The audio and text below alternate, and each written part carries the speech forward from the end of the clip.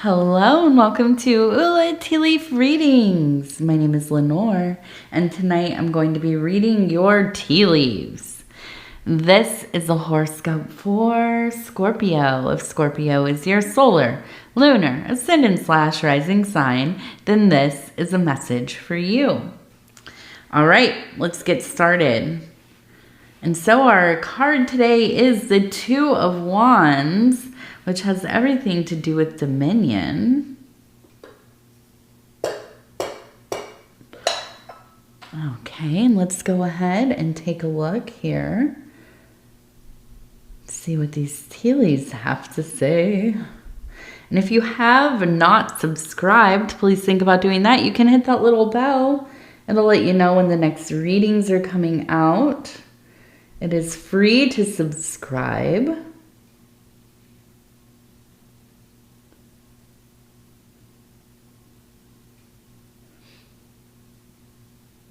So it almost looks like it says Sarah right here.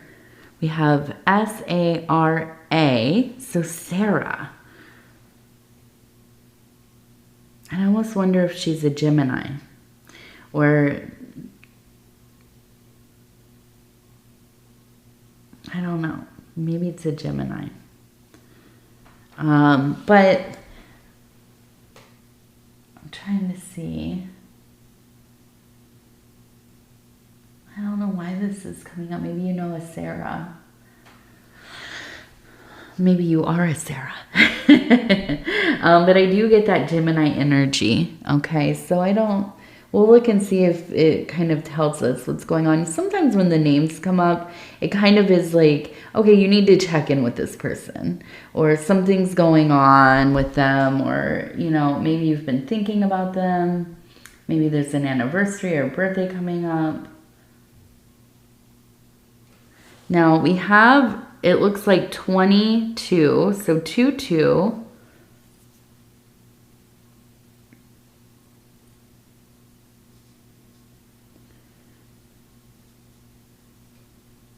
So I'm going to start up here. We have, it looks like a mask.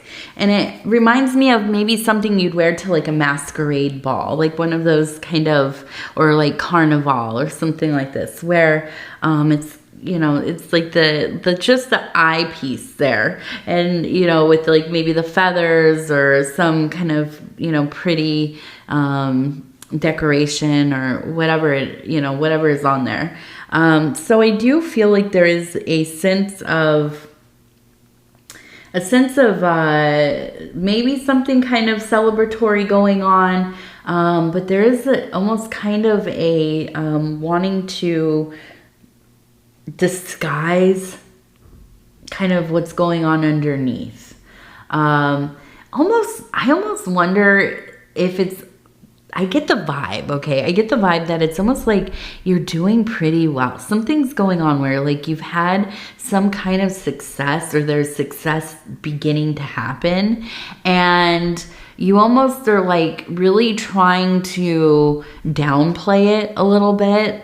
And that's not to say it's like you're lying or omitting or anything like this, but I feel like in your situation, it's kind of almost like you're worried that people are going to be like jealous or it's going to cause some kind of like problems within the family, within the friends group. It just feels like, or even like just being kind of judged, you know, for whatever it is that you're doing. And I just get a sense of like, this is something that you're excited about, but at the same time, you're very careful to kind of keep this to yourself or just to your very close people. And now I don't know what it is exactly, but I do feel like, you know, it is something that, I feel like it's something that's beloved to you in some way. Like you enjoy this. And, but I just feel like there's almost this sense of like, snakes around you, or at least like, you know, fork-tongued people. And that's not to say that you don't love them or care about them, but they just seem like there's a dynamic where they'll be very critical. Okay. And so I could see why you would kind of be a little resistant to share all the details. And so, you know, I think that this is a place, and this makes sense with the Two of Wands. It is really about kind of making some decisions in life so that you can get into a place where you feel like you're kind of in control of, you know, the environment that you've built, the work that you've done. You know, you have a lot of input into that. You know, really, I mean, really stepping into being that architect of your life, and in a way that doesn't feel like it's gotten away from you. In a way that it feels like, yeah, I feel very confident in the place that I'm in. And so I do feel like you are working towards being in that energy. And I feel like whatever it is that you have going on, you are feeling like that. But it's something that I don't know if it's like something that's maybe a little taboo, or but I think it's more along the lines of like the people around you, at least some of them. I'm not going to say all of them, but it's like this feeling of like everybody wants you to do better until you are doing better. And then it's just, it's almost like a sense of like, you know, backhanded comments or little snipes, or, you know, reminding you of like past failures over. And it's like, okay, we get it. It's time to move on, you know, and just trying to avoid that whole scene altogether. Okay. And I feel, you know, I feel like that's something that you just you're not in the mood to put up with. And I absolutely don't blame you. I do not blame you. Okay, let's see. Now, it looks like we have an E, a V. I almost feel like this is, and I know it looks like another V, but I'm looking at it almost as like Eva. It could be evil, but I think it's like Eva, maybe. And then we have 8-5. 8-5. Shout out to 85. That was the year I was born. There we go. So 8-5. Eva, Sarah. I wonder if you know these people, or if these are people that will be coming into your life, or something. It seems likely that there's something about these names that are coming up.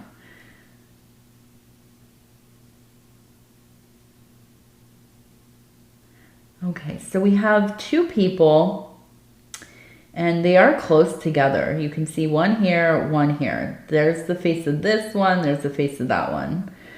They're looking upwards, okay? And then we have, again, that 22. And it almost feels like, well, when we have a symbol or a person, right? A person or an animal, their chin is elevated. They're looking up towards the sky. You could almost like imagine stargazing or looking at clouds or whatever. To me, this is, it indicates a sense of awe. If you, and this is always the example I use in my readings. If you've ever seen, there are these Mesopotamian figures, and they just call them votive figures. And they are it's a group. I mean, there's quite a few of them, but they have these big eyes, and the pupils are very dilated, and their chin is kind of lifted. They're looking up. It looks like, you know, they're very much in awe, and they are said to be. And now, you know, these are guesses, of course, but said to be temple statues, votive statues, of beings witnessing gods, right? So they are in awe because of the wonder of this magnificent vision. And so when I see the lifting up of the chin and looking up into the sky, I feel like this is a time when spirit is not only very present in your life, because it's always present. It's woven into everything that we, think, do, feel, experience. Spirit is there, right? But there are times when we are very acutely aware of that. And then there are times where we are having absolute visions, revelation. We are witnessing things that seem impossible. We come into a place of grace and faith and ecstasy and, just absolute devotion. And I feel that you are seeing, something in your life that is it is very profound. It feels all consuming in some ways. I think that it feels like a movement towards, now maybe you are a religious person. Maybe you are somebody who was once religious, you were raised religious, you've kind of gotten away from that. You're maybe more of a spiritual person, or maybe somebody who does not partake very much at all, but whatever it is, I feel like there is this real calling for you, to at least be an exploration of whatever it is that is going on here. I almost kind of feel like this is, and I feel like it is almost like you are waking up in the middle of the night from maybe very intense, kind of even palpable dream. I mean, it feels like you're in the thing, fully immersed. And you wake up and you're maybe not fully awake in this hypnagogic state. And often this is where we see shadow people, or that old hag syndrome where you are in a sleep paralysis. You can't move, but you're aware. And you feel like something is standing over you or on top of you, or, lingering. And for me, it's always lingering in the corner. I can't really see it, but I can feel. I feel you looking at me. Get over here. I want to see you, but I can't sit up. And so, but this almost is waking up and seeing something that, it's almost like looking into the universe. There's something like a cloud of energetic dust kind of spread through the air. And I feel like, it's something, it feels like it's entered your home in some way, but I don't feel like it's not a ghost. It's not poltergeist activity, not even something like alien or some other intelligence. This feels divine. And it feels like almost being shown something that is hard to perceive what it is, but you can feel it. It feels very attached to that soul place. Right? It's not of this mundane world. It is something that is beyond. It is kind of, I just keep thinking of the stardust, and I'm not talking, it may, hopefully if you are seeing sparkly things and, flashes of lights and stuff when you are in the dark, check your blood pressure. Okay. Yes. And I mean, listen, I am somebody who's superstitious. I am, I practice different kinds of magic and, religion and occult and whatever, just, very kind of a composite experience for me. But, I also am somebody that will always tell you, get yourself taken care of. Make sure that you are upkeeping those Malkuthian, aspects of life, which is your body, of course, your household, your routine, your health to whatever level that is. you know, and just making sure that, you know, sometimes we have these experiences and it absolutely could be that you're having some kind of medical thing going on. So make sure you check that out first. I have had to do that, and I do. I have high blood pressure. So I do. I check I got one of those little machines and I check it when I'm feeling a little extra sparkly. But yes, I do. I feel like it is kind of like a breaking through of that, you know, the three-dimensional wall. Really just, and it's so much about the vision for me. I'm thinking about this and it's like, it feels immersive. Like it's a very, sensory heavy experience, but absolutely visual things for you. And I would not be surprised if you are somebody who has some kind of clairvoyance. And I think it comes through a lot in imagery. Okay, so it feels like a very potent time. Now we do have the 2 people here. So I almost kind of wonder if there's somebody within your home. Maybe you live with somebody, or you have like a spouse or, you know, a partner or something.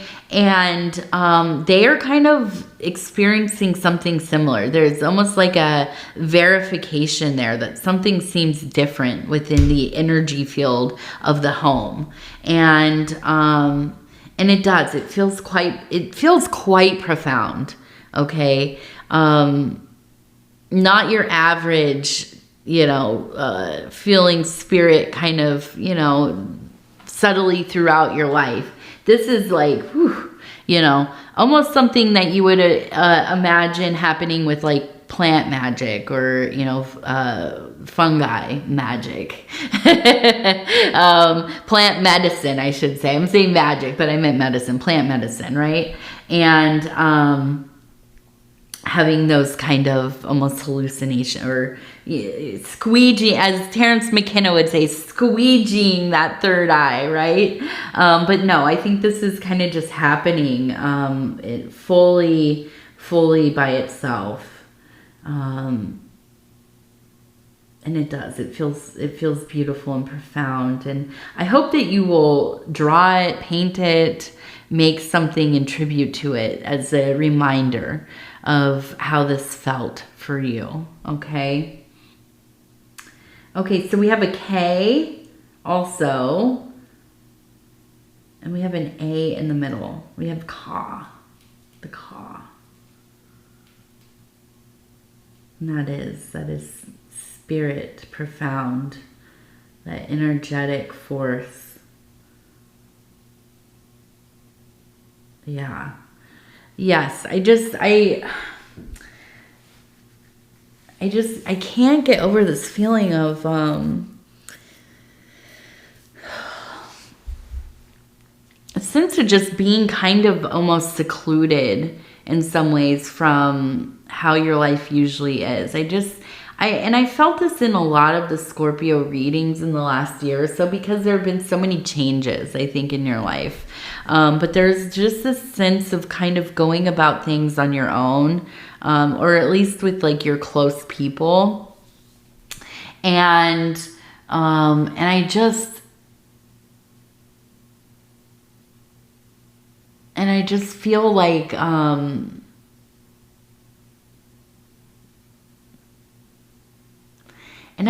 it's not that there's a sadness, because I think you're very happy kind of, you know, being a solitary being at times.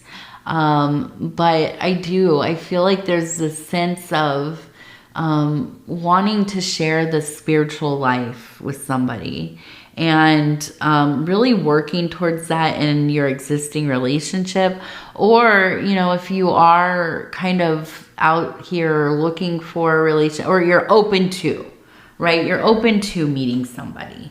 I feel like that's number one priority, is connecting on a spiritual level. And I think that, you know, we have to set those intentions for ourselves. And I'll tell you, you know, I'm not somebody to, I I ultimately, listen, I don't care what anybody's doing. You know, as long as it's not harming anybody vulnerable, or, you know, whatever. I don't care. To each their own. I absolutely support everybody's path or journey, you know, if however spiritual or non or whatever.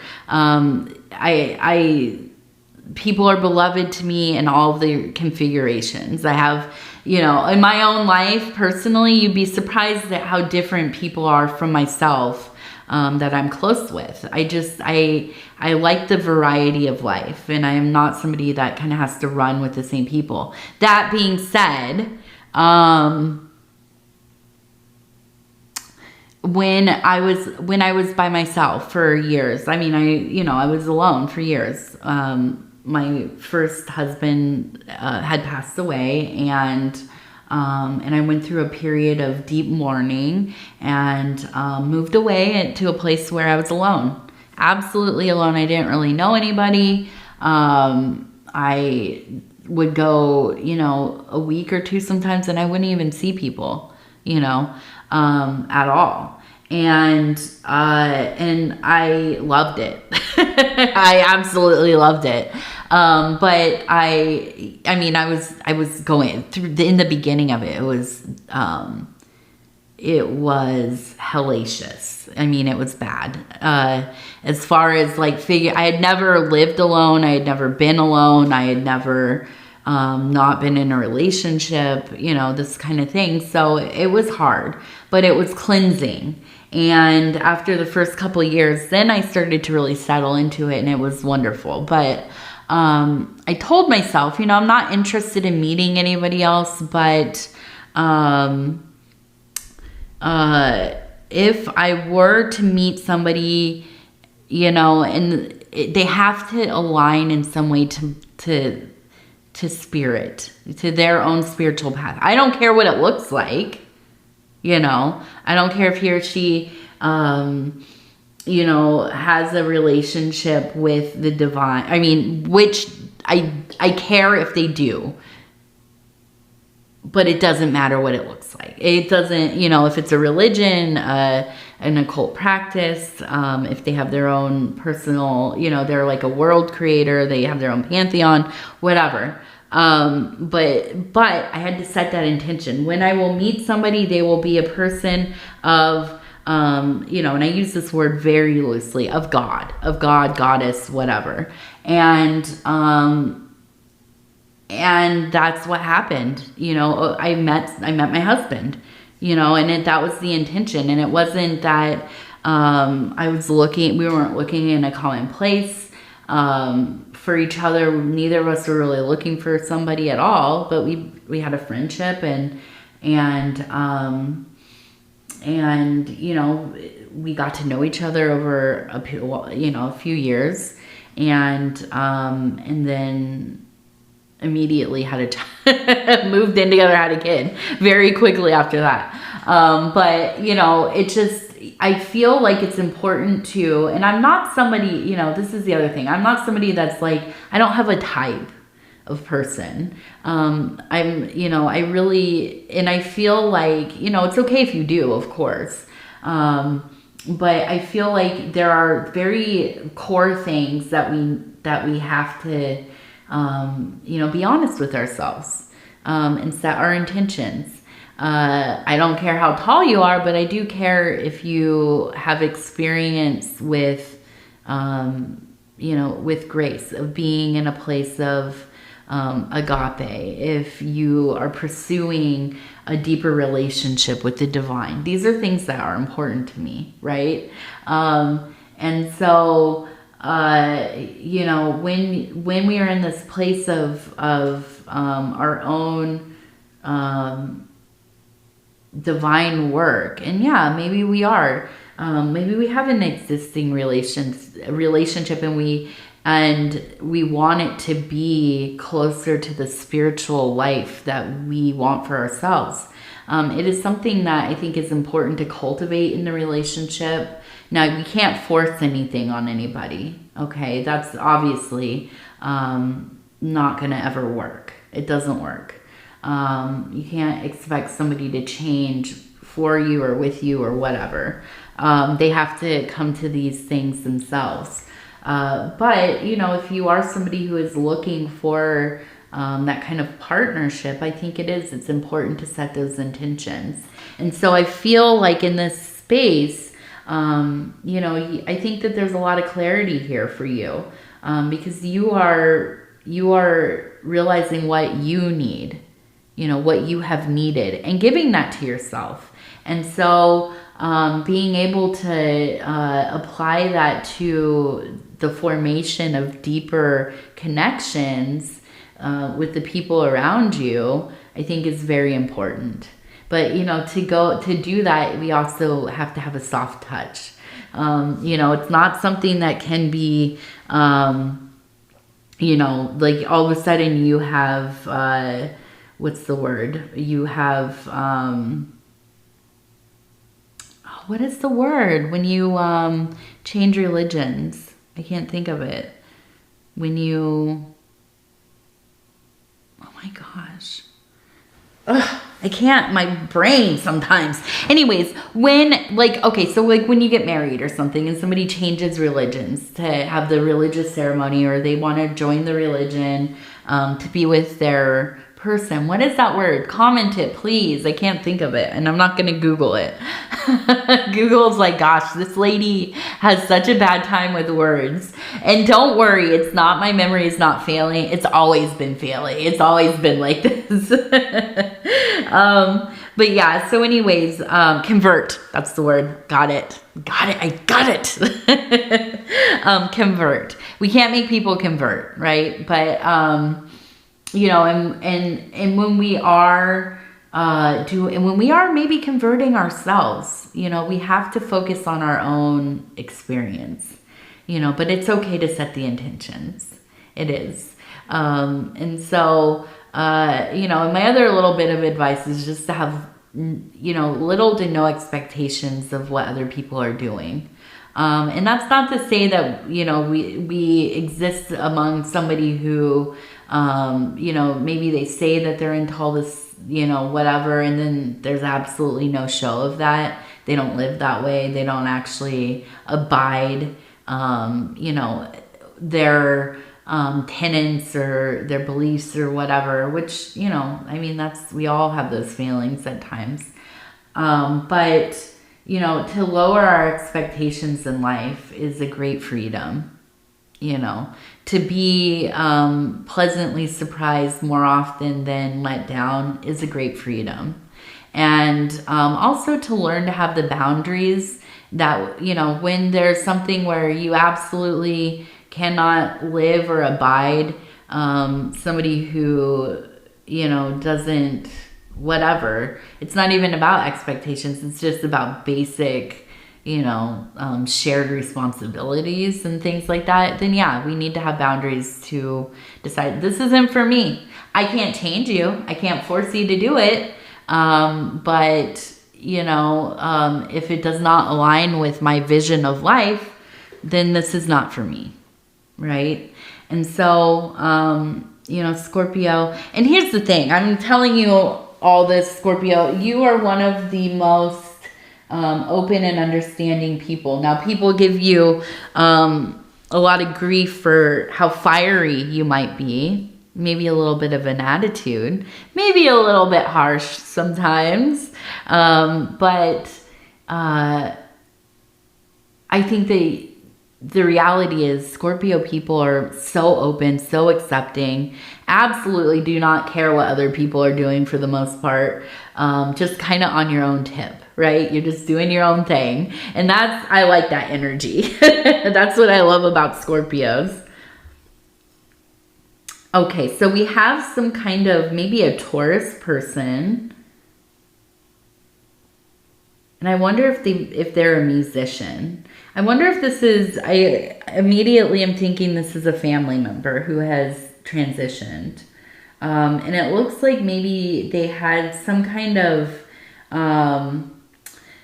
I feel like maybe some kind of long illness, a chronic ailment, disease. that kept returning, because we have the little ribbon, and that tells me that they were a survivor, but it's something that kept coming back, or because of the disease, they had complications. But I do think that they're here. They're here with you. This is somebody who, I think they really love this time of year because they seem so happy. And I almost wonder if this is somebody who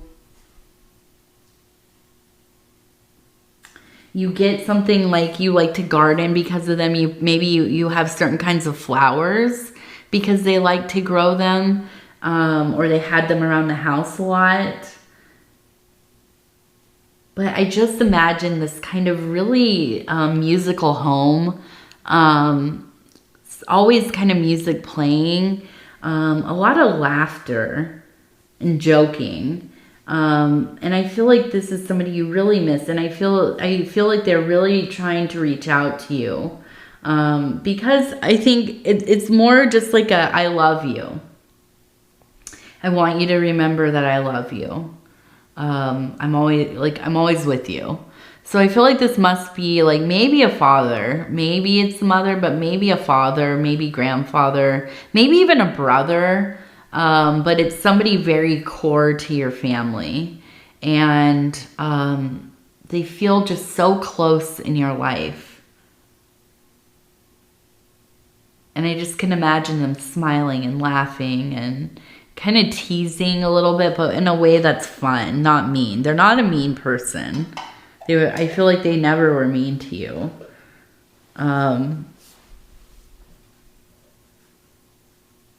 Yeah, that's it. It feels like a nice, I mean, even as I'm saying it, it feels a little breezy in my room here. And it's weird because there's no window open or anything. So I feel like there's just this feeling of just like an openness and clean air, just like an energy, like always light around them. For the most part. Yes, I feel like this kind of light energy. Okay, so let's take a look. We have this Wild Bohemian Affirmation card deck, and these are the fire element. We're going to go ahead, we'll flip through. And I'm going to stop where it feels right. Okay, and it says, I am free. Flow with contagious enthusiasm. No disguise is warranted. Ooh, look at that. No disguise is warranted. This is from the beginning of the reading when we were talking about that mask. See, the card's telling you, take that mask off. Just be whatever it is. Tell people. Be excited. Let them hate. Haters gonna hate, right? Listen, if somebody's not talking SH on some level, then you're not doing it right. As they say. At least this is what I tell myself when I have mean comments. I'm like, well, I guess I'm doing something, because this person came all the way out of the woodwork on the vast internets to be a little meanie in the comments. And that's okay. That's all right. All right. So anyway, Scorpio, I'm going to tell you I love you because I do. And I thank you so much for spending this time with me. It's always such an honor to be able to bring these messages to you. And if you would be so kind as to like the video, it really does help the channel so much. And if you have not subscribed yet, please think about doing that. You can hit that little bell. It'll let you know when the next readings are coming out. It is free to subscribe. And if you'd like to leave a comment, please do. I would love to hear from you. I read them all. I know I'm a little behind because I've been moving and unpacking now and trying to get things together. And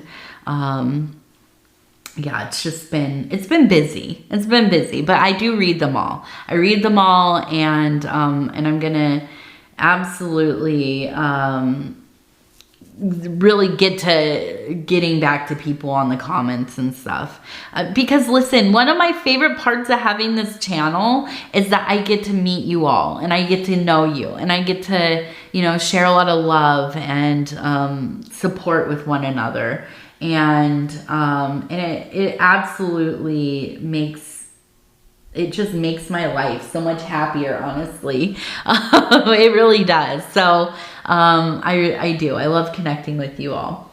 So anyways, Scorpio, again, I love you. We will talk in a few days. Have a wonderful, what is it going to be, the week, I guess, during the week. Have a wonderful week. Have a wonderful weekend. Yeah, good night. Good night. Good night.